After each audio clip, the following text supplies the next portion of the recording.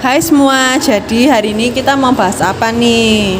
Kita mau bahas tentang budaya kematian. Nah, sebelum itu perkenalkan, nama saya Beverly dari kelas 9B nomor absen 3. Saya Jocelyn dari kelas 9B nomor absen 17. Dan saya Joelin dari kelas 9B nomor absen 20. Oke, yuk kita mulai. Oke, oh iya, budaya kematian tuh apa sih? Jadi Bev, budaya kematian itu artinya hal-hal yang berlawanan dengan kehidupan, melanggar keutuhan pribadi manusia, dan apapun yang melukai martabat manusia. Terus contohnya apa aja tuh? Nah, contohnya itu ada aborsi, bunuh diri, sama eutanasia. Hah, eutanasia itu apa Joy? Nah Jo, jadi kasarannya itu tuh bunuh diri tapi tidak merasakan sakit sama sekali. Disuntik gitu. Oh, oke. Tenang aja, kita nggak bakal bahas itu kok. Tapi kita juga bakal bahas tentang cyberbullying. Nah Jo, bisa minta tolong nggak jelasin apa sih cyberbullying? Jadi, cyberbullying itu adalah tindakan agresif yang sengaja dilakukan untuk melukai seseorang di dunia maya. Tindakan agresif di dunia maya itu contohnya gimana sih? Jadi Bev, contohnya itu kayak komentar-komentar yang negatif di sosial media. Contohnya itu kata-kata kasar, ngejek-ngejek. Terus juga ada penyebaran hoaks tentang seseorang, malsuin berita gitu. Nah, terus juga ada yang ngirim pesan yang ada unsur haranya, nggak senonoh gitu loh. Tapi menurut kalian kok ada ya orang yang ngelakuin hal kayak gitu? Kan kayak nggak guna gitu loh. Sebenarnya ada beberapa faktor sih. Bisa aja dia pernah jadi korban bullying, terus kayak ada rasa dendam buat balas gitu, Bev. Bisa juga orang itu kena gangguan mental, jadi punya pemikiran yang beda dari kita. Akhirnya dia memutuskan untuk melakukan cyberbullying. Terus mungkin ada juga yang punya konflik sama orang lain, bisa netizen atau keluarga juga. Oh, masuk akal sih. Lah terus kalau aborsi itu apa? Jadi aborsi itu tindakan menggugurkan kandungan untuk mengakhiri kehamilan. Aborsi ini bisa pakai obat-obatan sama tindakan medis. Obat-obatan kayak apa? Terus tindakan medisnya gimana? Nah, buat obat itu ada kayak semacam obat yang bisa merangsang kontraksi ibu hamil. Jadi kan kontraksinya itu makin lama makin cepat jaraknya. Terus jadi janinnya itu lebih cepat gitu buat lahir sebelum waktunya. Tapi kok buat tindakan medis aku kurang tahu sih ya. Oh, kalau itu aku sih tahu.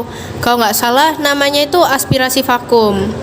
Nah, caranya dengan menyedot janin sama plasenta keluar dari rahim pakai alat tabung kecil gitu. Nah, biasanya ini tuh dilakuin waktu kandungannya itu di trimester 1 gitu. Terus ada juga buat trimester 2 namanya itu dilatasi dan evakuasi. Di hari pertama, dokter bakal bikin serviksnya itu melebar atau dilatasi. Terus hari kedua, dokternya itu pakai kayak forceps gitu buat ngangkat janin sama plasentanya. Terus bakalan pakai alat yang kayak sendok yang namanya itu kuret, yang dipakai buat mengikis lapisan dinding rahim gitu. Nah, di trimester 3 juga ada, namanya itu dilatasi sama kuret. Tujuannya buat ngeluarin jaringan-jaringan abnormal yang ada di dalam rahim. Yang pertama dilatasi, habis gitu kuretase. Nah, kalau dilatasi dan kuret ini semakin usia kehamilannya awal, bahkan makin mudah dan aman. Terus yang terakhir ada juga yang namanya hysterotomi perut. Nah, ini tuh metode aborsi yang masuk dalam operasi besar karena pakai sayatan di perut gitu. Sayatan ini dilakuin buat ngeluarin janin dalam rahim. Rahimnya juga dikeluarin loh. Nah, tapi proses ini tuh jarang terjadi. Namun tetap dilakukan saat ada dilatasi dan evakuasi yang tidak berhasil. Nah, kira-kira ada nggak ya efek sampingnya kok orang aborsi? Ada dong. Apa tuh, Bev? Kalau misal alat aborsinya nggak bersih gitu, bisa ada infeksi rahim, bisa juga pendarahan. Terus kalau proses aborsinya nggak tuntas atau masih ada sisa jaringan kehamilan, juga bisa bikin komplikasi kayak kerusakan leher rahim. Oh, itu yang katanya bisa nimbulin masalah kesuburan itu ya? Bener Jo. Nah, terus apa sih hubungannya sama cyberbullying kan kayak nggak nyambung gitu ya, aborsi sama cyberbullying. Nah, waktu itu aku tuh sempat lihat di berita sosmed ada kayak cewek gitu ngelakuin tindakan aborsi. Terus karena dia itu kayak influencer gitu, dia tuh nyeritain di sosial media. Nah, tapi komentar-komentar netizennya itu bukan yang positif membangun gitu, tapi netizen malah komen yang negatif-negatif. Oh, terus hubungannya sama bunuh diri apa? Ya karena kalau di cyberbullying itu orangnya tuh bisa kena gangguan mental breakdance, Bev. Nah, terus bisa aja dia memilih untuk bunuh diri. Lah, tapi alasan orang lain bunuh diri itu apa ya kira-kira selain itu?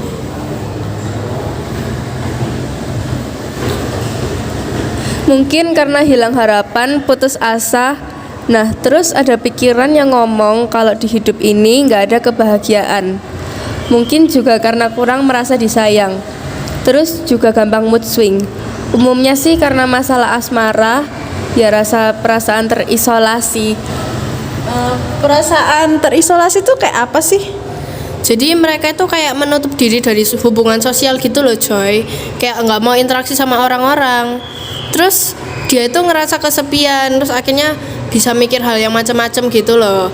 Nah, bisa aja karena hal itu mereka itu kayak kena gangguan mental, terus punya pemikiran-pemikiran buat bunuh diri. Lah terus aborsi kan ada dampaknya. Berarti kalau bunuh diri nggak ada dampaknya dong, kan udah meninggal. Dampaknya itu ke orang sekitarnya, Bev. Contoh, orang tuanya tuh jadi dijudge sama orang lain.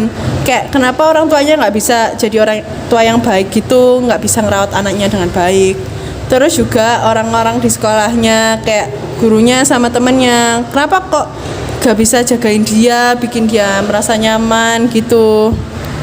Oh, Nah, kalau kalian pernah nggak sih kayak lihat-lihat komentar netizen atau komen-komen orang yang kayak termasuk cyberbullying? Pernah sih, lumayan sering bahkan.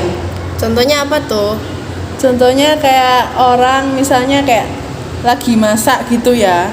Nah terus kayak nggak ada salah apa-apa, tiba-tiba ada gitu kayak komentar negatif, kayak ngomenin rambutnya kayak atau apanya, kayak gitu deh. bener banget. Apalagi di platform TikTok, banyak orang yang nggak salah apa-apa tapi ada hate comment aja gitu. Ya, aku juga pernah lihat sih beberapa. Iya sering banget malahan ya kan. Nah, terus kalau cyberbullying karena aborsi di sosial media tuh ada nggak sih? Ada nggak sih harusnya? Harusnya ada sih emang. Kayak pasti ada aja lah kasus-kasus yang kayak gitu. Tapi kalian pernah nggak kayak tahu ada kenalan atau orang-orang kalian yang deket gitu yang melakukan aborsi atau bunuh diri gitu? Aku ada sih, tapi bunuh diri gitu. Tapi ya nggak tahu ya, harus bersyukur atau gimana. Tapi dia gagal untuk bunuh diri, jadi sekarang masih dirawat di rumah sakit. Oh, ya udah deh. Oke, sekian untuk pembahasan kali ini. Terima kasih.